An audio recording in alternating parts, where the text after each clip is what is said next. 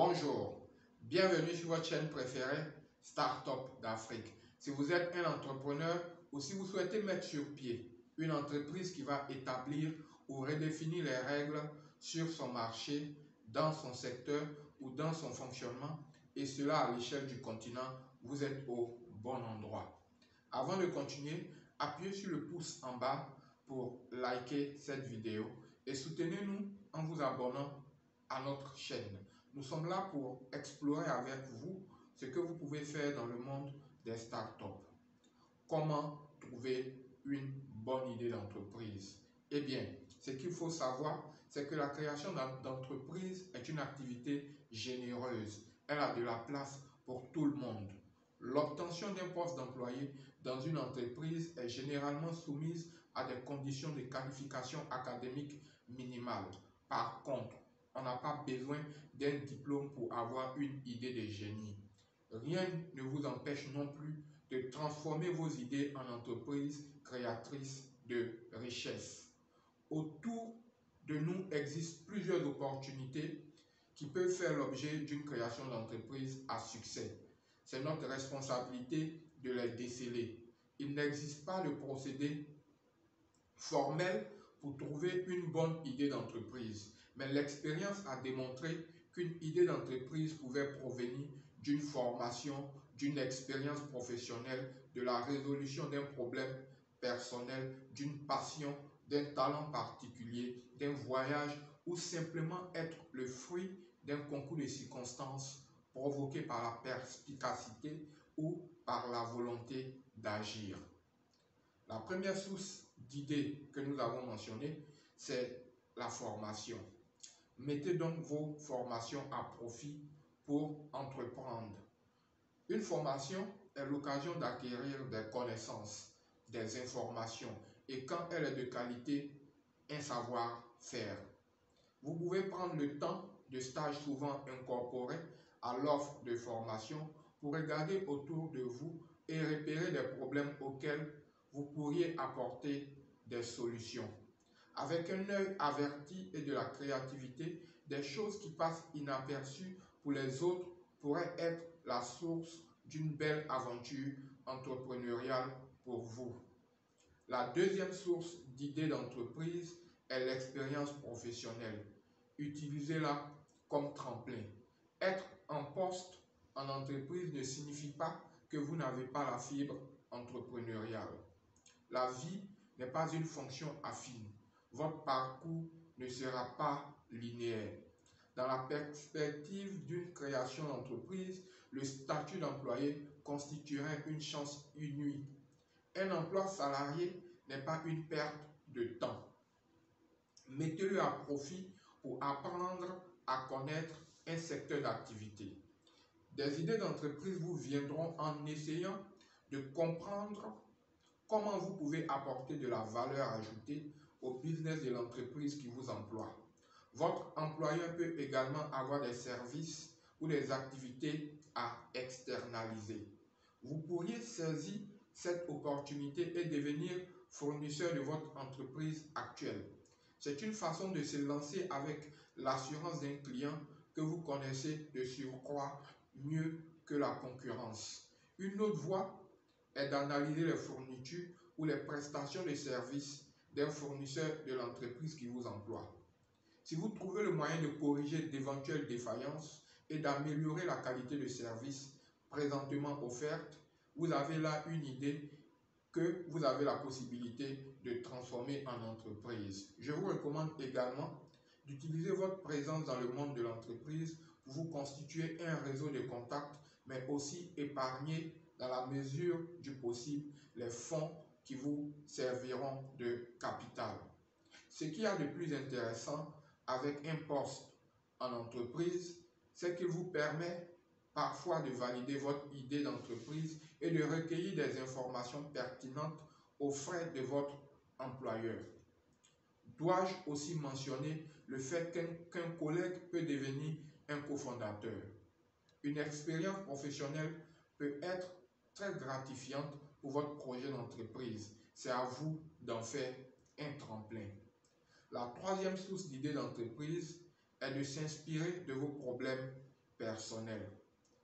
Apporter de la valeur à un client prêt à payer, c'est en quelque sorte résoudre un problème auquel il fait face. Dans le développement d'une idée d'entreprise, le problème à résoudre est l'élément central.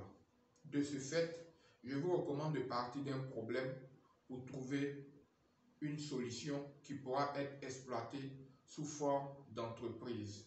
Cela parce que beaucoup de promoteurs de projets font souvent le chemin inverse. En effet, vous rencontrerez des promoteurs de projets qui conçoivent une solution avant de chercher le problème auquel leur solution peut s'appliquer. Cette solution peut être une technologie, un outil ou une compétence. C'est après l'avoir développé que la question de sa monétisation se pose. La meilleure façon de s'y prendre, c'est de partir d'un problème. Ainsi, les efforts aboutiront à l'élaboration d'une solution pertinente au problème identifié. Une méthode simple pour repérer des problèmes qui comptent est de partir de ceux que l'on rencontre soi-même. La quatrième source d'idées d'entreprise que nous avons identifiée est la passion. Pour quelqu'un de passionné, l'accumulation d'informations pertinentes, voire complètes sur l'objet de sa passion se fait avec beaucoup d'intérêt. Au fil du temps, cela aboutit à la maîtrise de l'activité, objet de la passion, ainsi qu'à la connaissance de l'environnement qui gravite autour de cette activité. C'est un bon point de départ pour trouver une idée d'entreprise. Les avantages de partir d'une passion pour créer une entreprise sont multiples. En effet, lorsqu'on est passionné, on prend plaisir à s'activer à ce qui nous enthousiasme. Et lorsqu'un loisir se transforme en travail, on peut aisément faire tous les efforts nécessaires au décollage de l'entreprise. On ne compte pas les heures de travail et de toute évidence, une passion est un réservoir d'idées d'entreprise, mais aussi un capital courage tout aussi valable que n'importe quel autre type de capital. La cinquième source d'idées d'entreprise est le talent qui fait bien sûr la différence. Si vous êtes doué dans un domaine particulier, ne réfléchissez pas par deux fois. Vous tenez là un filon qui peut vous mener à une entreprise rentable. Vos talents et compétences sont des mines d'or. C'est ainsi qu'un excellent cuisinier a lancé Kentucky Fried Chicken, KFC. À Paris, en 1961, un jeune styliste talentueux, Yves Mathieu Saint-Laurent, fonda une maison de haute couture qui est toujours une référence du secteur. Les férus de montres extra plates connaissent certainement la maison Piaget. C'est une entreprise créée par un horloger de talent, Georges Piaget. Les exemples de ce genre abondent et l'Afrique n'est pas en reste. Les Pathé Ouédraogo et autres Voussi Timbekwayo ont construit des business lucratifs sur leurs talents respectifs. Sur toute l'étendue du continent, des magasins écoulent les vêtements estampillés Patéo. Avec le coup de pouce de ses illustres clients qu'ont été Nelson Mandela et d'autres chefs d'État africains, la marque créée par le styliste burkinabé Pathé Ouédraogo s'est établie comme du prêt-à-porter de valeur.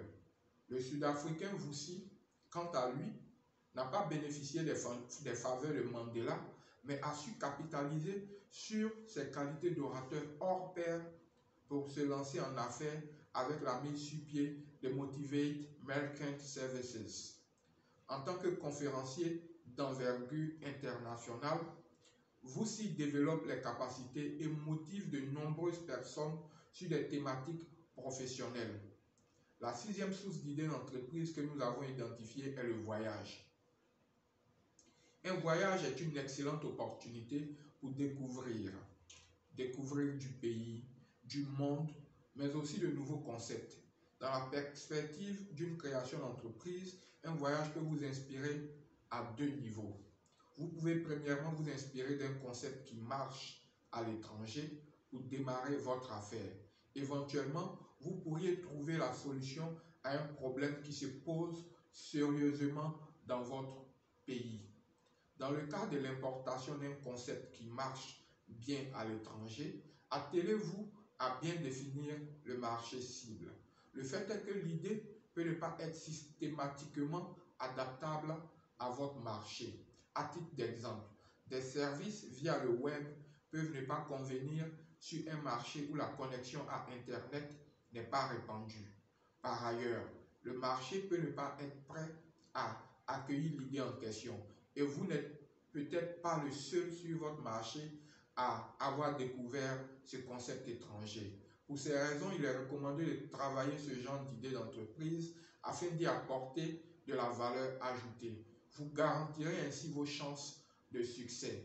La dernière source d'entreprise, c'est le hasard qui fait bien les choses. C'est le cas d'un cadre fidèle à qui son entreprise décide de céder ses activités après décision de quitter le pays dans lequel elle a ses opérations.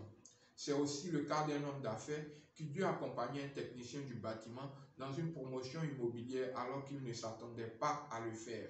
Le technicien en bâtiment avait besoin de partenaires solides pour que son projet devienne réalité. L'homme d'affaires a décidé de l'accompagner, mais a fini par faire son propre trou dans l'immobilier. Le hasard peut bien faire les choses, mais cela n'a pas dispensé le cadre et l'homme d'affaires que j'ai mentionné de faire leur part du job. Alors, nous avons fait le tour du sujet, je veux dire de façon succincte. Mais vous avez là ce qu'il vous faut pour initier votre réflexion afin de trouver une bonne idée d'entreprise. Il y a certainement des personnes autour de vous qui sont dans la même démarche. Partagez la vidéo avec elles, elles vous en seront reconnaissantes. Elles vous en seront reconnaissantes. Si vous voulez notre avis sur les idées que vous avez, dites-le nous dans la barre des commentaires et nous nous ferons un plaisir de vous répondre. Sur ce, on se dit à la prochaine.